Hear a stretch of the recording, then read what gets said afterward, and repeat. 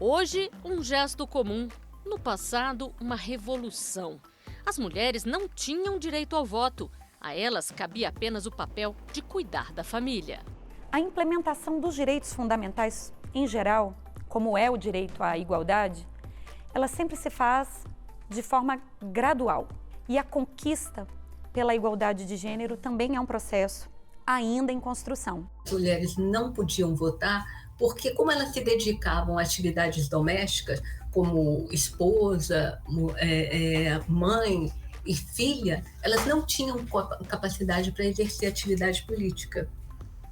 Essa capacidade ela era reconhecida aos homens como chefe de família. Nós, mulheres, aqui no Brasil, estávamos sempre subordinadas ou a um pai, ou ao marido, ou até mesmo a um filho. Né? A figura masculina é que determinava. Então, nós não podíamos aprender nada, ler, escrever. Então, tudo isso foi conquistado muito lentamente. Mas elas queriam mais, queriam ultrapassar os limites domésticos. Surgiu então o movimento sufragista. Inspiradas em outras mulheres, as brasileiras foram à luta pelo direito ao voto, pelo direito de participarem do sufrágio. As sufragistas elas eram aquelas pessoas que lutavam pelo voto feminino, porque o voto era negado à mulher exatamente por conta das atividades domésticas. É como se elas não pudessem votar. As sufragistas, elas lutaram pelo sufrágio, elas lutaram pelo direito de votar, elas lutaram pelo direito de ser votadas, elas lutaram pelo direito de participar das questões políticas. As mulheres só vão ser cidadãs na hora em que nós podemos estudar, porque trabalhar a gente sempre trabalhou, né? Com ou sem remuneração, as mulheres do Brasil sempre trabalharam. Mas a nossa condição de cidadania, ela foi conquistada aí sim no nível da lei. E aí nós devemos muito a Berta Lutz, que desde o comecinho do século XX fez um grande movimento, criou associações, federações, não sozinha. Ela e principalmente mulheres já da elite, mulheres que já tinham uma certa autonomia, sobretudo financeira. Berta Lutz teve contato com o movimento sufragista na Europa quando estudou na Sorbonne e veio para o Brasil andando o país inteiro conversando sobre o voto das mulheres, a necessidade da igualdade também de cidadania das mulheres. Era uma atividade muito constante e muito forte. Por exemplo, a Berta Lutz, mais ou menos em 1910, sabe que ela pegou um aviãozinho e ficou distribuindo por via aérea panfletos conclamando as mulheres ao direito ao voto. E elas fizeram coisas incríveis. Trouxeram mulheres dos Estados Unidos, da Inglaterra, da Bélgica, e formaram associações internacionais, porque era uma luta das mulheres do mundo todo. Almerinda Farias Gama foi uma mulher negra que teve um papel de destaque na luta, né, nesse período sufragista, e certamente abriu caminhos para que a presença de outras mulheres negras no espaço político fosse possível. Né? Os estados tinham autonomia, inclusive processual. Havia os códigos de processo dos estados. Quando ele denominava Estados Unidos do Brasil, ele quis colocar esse modelo que ainda hoje tem nos Estados Unidos, né, que os estados são autônomos. Então havia códigos de processo civil para cada estado, legislação muito forte. Você não tinha esse sistema de legislação uniformizada no federal que nós temos hoje. Então, por isso que essas legislações esparsas dos estados e dos municípios puderam autorizar o voto. Berta Lutz veio ao Rio Grande do Norte.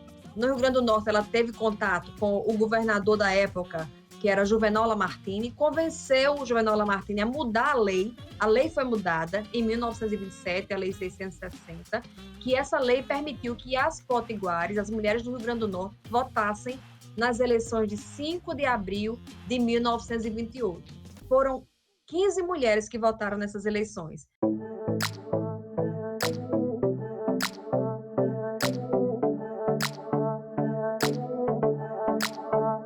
A Celina, ela é minha avó, né?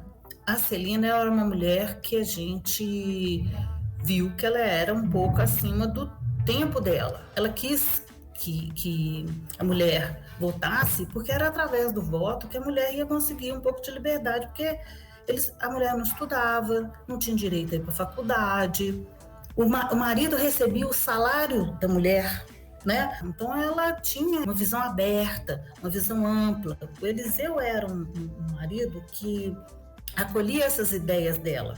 Acredito que ele foi um incentivador para que ela tivesse essa vontade de conquistar, né? Porque eram mulheres criadas para ser donas de casa. Ela não tinha o perfil. A gente nasceu já com o voto sendo, vamos colocar, igualitário, né? Homem, mulher. Então a gente não tinha essa dimensão da importância que a Celina exerceu sobre a política brasileira, né? Se não fosse por ela, nem na faculdade a gente estaria assim, colocando na seguinte importância. A mulher lutou primeiro para estudar, né? Para ter ser cidadã, ter os direitos igualitários ao homem, porque a gente não tinha isso antes. O voto veio nessa conquista. Elas quererem ter o direito, um lugar ao sol, ter o direito de participar politicamente, porque se elas não fossem ouvidas, se não tivesse ninguém representando elas lá, como é que elas iam colocar as questões dela? Né? Teve uma época que a mulher não era considerada nem cidadã, eles questionavam isso. O voto foi uma das consequências da luta dessas mulheres. O primeiro voto em Mossoró, que se registra, foi por decisão judicial. Se conquistou judicialmente o direito de votar. E com isso, passou-se também, no Rio Grande do Norte, a primeira prefeita eleita. Depois, a primeira deputada eleita no Rio Grande do Norte foi pioneira no direito de voto, sobretudo por conta da luta de suas mulheres. Aliás, as lutas também precisam de parceiros da luta. Nessa mesma eleição, quando a Berta Lutz esteve no Rio Grande do Norte, ela convenceu, esteve nas ruas, nas cidades, nos alpendres das fazendas e conheceu Alzira Soriano. Alzira Soriano era uma viúva e fazendeira, administrava a fazenda do pai, e ela viu em Alzira Soriano uma grande administradora e convenceu Alzira Soriano a se candidatar. Ela foi eleita a primeira prefeita da América Latina. Existia essa vontade de participar na política, mas era impossível. Por exemplo, uma mulher se candidatou a prefeita, isso aconteceu no Rio Grande do Norte, e ela conseguiu se eleger, mas um ano depois, imediatamente ela perdeu o cargo, porque Getúlio fechou o espaço para as mulheres.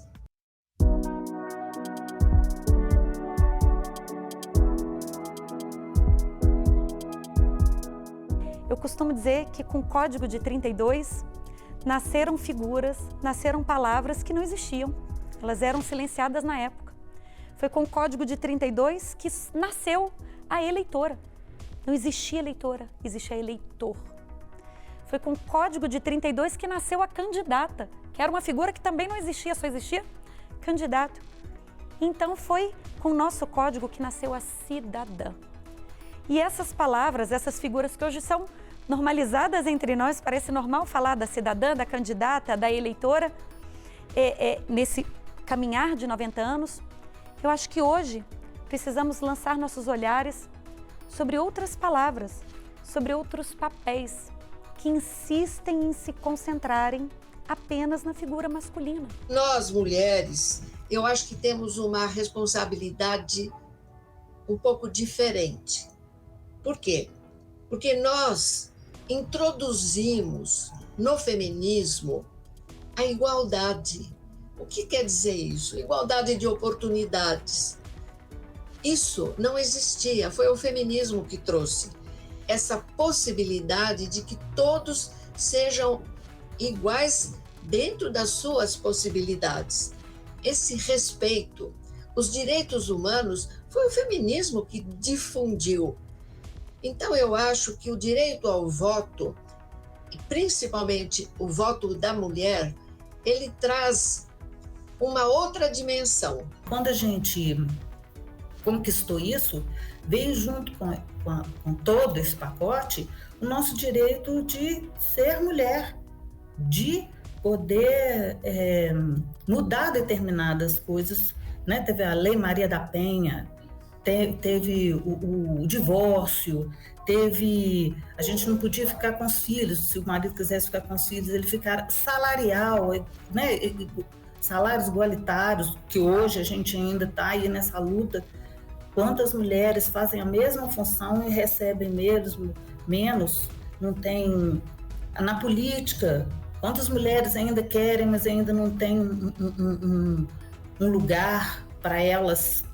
Eles ainda acham que a mulher não é tão capaz quanto o homem, né? Até 1932, quando foi permitido o voto, né, as mulheres tinham acabado de conseguir o direito de estudar, né? Houve uma publicação 100 anos antes, houve uma publicação de uma outra potiguar, chamada Nízia Floresta. Ela escreveu um livro chamado Direito das Mulheres e Injustiça dos Homens, em que ela denunciava por que as mulheres não podem estudar. E ela tem uma frase que ela diz assim: por que não ocupamos a política? Porque não temos estudo. Por que não temos estudo? Porque não ocupamos a política.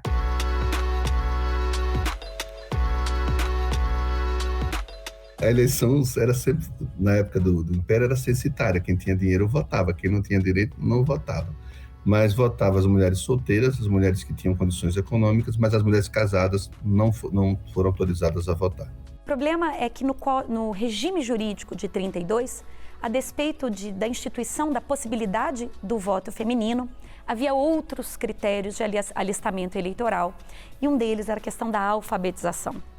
E na época, estudar também era uma luta feminina. E muitas mulheres não eram alfabetizadas. Então, a introdução desse critério acabou por alijar uma parcela significativa da nossa população feminina do direito ao voto, em especial as mulheres negras. E aí a gente precisa voltar ao momento histórico de 1932, a gente ainda não tinha sequer 50 anos da abolição da escravatura. Então havia ainda um processo de marginalização social da população negra. E a exigência da alfabetização acabou ainda assim perpetuando um certo grau de alijamento dessa comunidade. Com esse sufrágio feminino de 32, não se efetivou a inclusão das mulheres negras nas eleições, já que, de acordo com a decisão, apenas as mulheres alfabetizadas poderiam votar. E no Brasil pós-abolição, essa não era a realidade para todas as mulheres, né? Principalmente para as mulheres negras. Na época da promulgação do Código Eleitoral, os indígenas tinham a sua cidadania limitada por questões da política indigenista de tutela e integração do indígena. Então, estou falando do indígena como um todo, quem dirá as mulheres indígenas. Então, com certeza, a cidadania plena não era exercida pelos indígenas, muito menos pelas mulheres indígenas, nesse contexto de 32. Ao longo dos anos, o voto feminino evoluiu. Em 1932, era permitido apenas para mulheres maiores de 21 anos com renda comprovada. Em 1934, a idade passou para 18 anos. Já em 1945, o voto se tornou obrigatório para funcionárias públicas e, em 46, para todas as eleitoras alfabetizadas. Em 88, passou a ser facultativo para jovens com 16 e 17 anos. É um marco histórico, social e institucional muito relevante. A nossa justiça eleitoral nasce com a conquista do direito ao voto feminino. Então, a gente pode dizer que a justiça, que é uma palavra feminina por origem, a justiça eleitoral nasce lado a lado com uma relevante conquista feminina, que era a conquista do direito ao voto. A gente deve essa conquista a muitas sufragistas, que ainda no século anterior, a gente vai falar de Nízia Floresta, que escrevia sobre a educação como instrumento de emancipação feminina 100 anos antes do Código de 32, o Código Eleitoral de 32. Então nós temos uma corrente histórica de fabulosas mulheres que ousaram lutar por igualdade. A partir de 88 é que os povos indígenas alcançam, né, esse direito de serem cidadãos plenos, sujeitos de direitos, todos os direitos, como qualquer cidadão brasileiro, independentemente, né, de ser indígena ou não. Mas antes mesmo da promulgação da Constituição de 88, ainda na Constituinte, os povos indígenas tomaram essa consciência da importância de votar e também de ser votado. Toda vez que a gente participa e tem voz ativa, a gente muda um bocadinho das coisas que estão em volta da gente. Se a gente não puder participar, como que a gente vai mudar o que está em volta da gente? Como é que a gente vai fazer que o mundo enxergue aquilo que a gente necessita? O voto é a melhor forma de exercício de cidadania, de você fazer com que o Brasil tenha o seu rosto e a sua forma de pensar. Se você não vota, e é por isso que nas nossas campanhas nós falamos que o voto não tem preço, o voto tem consequência, se você não vota, a consequência é danosa para a democracia, mas sobretudo para a pessoa que não vota, porque ele não vai estar externando, através do voto, o seu pensamento, sua visão de mundo. Por isso que o voto e cidadania, voto e democracia são irmãs siamesas. O voto deu direito à mulher a exercer politicamente a cidadania, a se colocar no espaço dela, a ter profissão, né? Escolher ir para uma faculdade, a ter direito ao trabalho que elas não tinham, a ter a liberdade de não ser só uma mulher do lar, uma mulher que não tinha, era privada de conhecimentos. O voto e o direito de votar hoje deu para a mulher toda a liberdade que ela pode ter para conquistar as coisas que ela necessita. Não, ainda estamos na luta de igualdade, acho que uma série de gêneros, né? Mas o gênero feminino hoje, depois da conquista feminina, que está colada lá com a independência feminina, né? Com toda a luta que elas fizeram, hoje ela te dá o direito jurídico. Isso, para você, qualquer coisa hoje que você faça, se não fosse essa luta dessas mulheres ao direito ao voto, a gente não teria. E a medida é, quanto mais a gente luta, quanto mais a gente conquista, melhor para as mulheres. No caso do parlamento, a gente só tem a deputada Joênia Wapichana, uma única mulher, né, indígena, eleita deputada. O ganho é essa força, né, que as mulheres vão ganhando, sabendo que elas podem conseguir. A Joênia conseguiu, então outras mulheres também têm esse potencial de se articular, de ter esse ganho, de ter uma representação no Congresso Nacional, mas também nas demandas locais, dentro das prefeituras e câmaras de vereadores. Então, tem essa tomada de consciência e mobilização em prol disso, para que a gente tenha outras candidaturas de mulheres indígenas ocupando diversos lugares. As mulheres negras passaram a ter o direito ao voto na medida em que tiveram acesso à escolaridade, acesso à educação.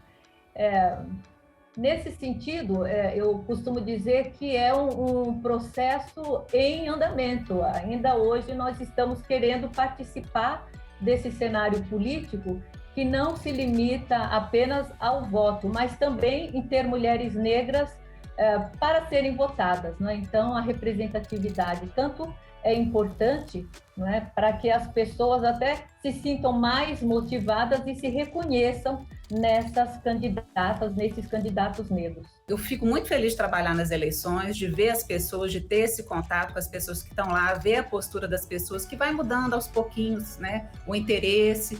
Mas é muito importante essa participação. As mulheres devem se engajar também mais, e à medida também que a gente tem essa visão maior, começa a trabalhar mais com a eleição, você também vai abrindo o seu horizonte para ter essa abertura política. Isso é muito importante. O direito de votar é uma conquista do povo brasileiro, uma conquista das mulheres, uma conquista das classes menos favorecidas. Portanto, a importância e o valor que tem o voto é do cidadão e a cidadã brasileira poder escolher os seus representantes de forma democrática. E eu voto há bastante tempo já. Sempre porque eu quero ver pessoas iguais a mim, mulheres que me representem de verdade. É muito importante que as mulheres participem da vida política do nosso país, porque elas sabem, igual a nós, que a gente vive, as nossas experiências, e é nelas que eu quero votar. O voto para mim é importante porque é ali na urna que eu defino quem vai me representar. E nesses 90 anos de voto feminino, a gente ainda tem muito que avançar. E por isso que as mulheres votando, elas podem fazer a diferença. E o voto é importante para mim por isso, porque é a representatividade minha no parlamento. Tirar o título aos 16 anos é garantir que a juventude participe da construção de um Brasil melhor. Tirar o título aos 16 anos é garantir a manutenção da democracia. Tirar o título aos 16 anos é exercer o nosso direito cidadão. E é por isso que eu tirei o meu título aos 16 anos. Isso foi uma conquista nossa, para a juventude, para a gente conseguir construir um Brasil cada vez mais com a nossa cara e uma juventude cada vez mais ativa. As mulheres já são maioria no eleitorado brasileiro. Nas eleições de 2022, cerca de 77 milhões de eleitoras devem ir às urnas exercer a cidadania. Mais do que uma obrigação, o voto é a garantia da democracia.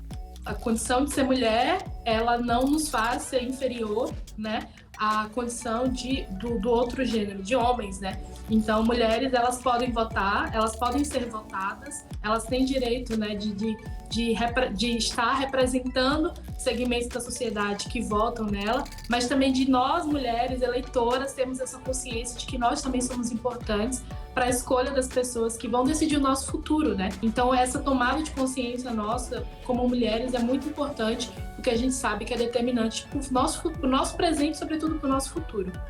Isso que é a coisa mais moderna, isso, né? São as cotas para as mulheres, porque você não basta mudar a lei se não mudar a cabeça patrimonialista e machista das pessoas. Você pode ter uma lei dando acesso universal para as candidaturas e de fato não se concretizar. Então, é por isso que a importância das cotas. O Brasil não será uma democracia plena, uma democracia completa, sem que a diversidade, né, ou incluindo aqui a população negra, né, sem que a população negra participe efetivamente dos rumos do país. Essa diversidade precisa estar presente em todas as áreas, né? Nas instituições de ensino, nos meios de comunicação, na ciência, na cultura, enfim, em todos os setores. Eu acho que o que representa hoje é o que representa no passado, é o que vai representar sempre, porque a representação é de um valor inafastável. A representação é o seguinte: eu preciso votar para ajudar a fazer o melhor para o ambiente onde eu vivo. Eu preciso contribuir, eu faço parte dessa sociedade, eu integro essa sociedade. Então, integrando essa sociedade, eu preciso participar porque eu sou uma pessoa ativa, eu tenho conhecimento, eu posso contribuir para melhorar a vida das pessoas, para melhorar a minha própria vida. Nós temos que ter essa consciência de que, ao exercer o voto, a gente está depositando ali uma esperança de um futuro melhor, a gente tem que ler mais, a gente tem que se informar mais, a gente tem que estudar mais, entender, ver as campanhas, tentar se informar. A internet dá tanto acesso a gente a ter informação sobre os candidatos, há tanta transparência nisso, então a gente tem que realmente buscar. E a mulher, ela tem que buscar também pessoas que representem, que vão também lutar por nossos direitos. Isso é muito importante. O voto é a maneira que a gente tem de fazer boas escolhas, de colocar o nosso direito de cidadã, de exercer esse direito, de procurar uma linha de pensamento, procurar uma política que seja justa, representada por um político. Mas nós podemos começar assim na escolha para votar.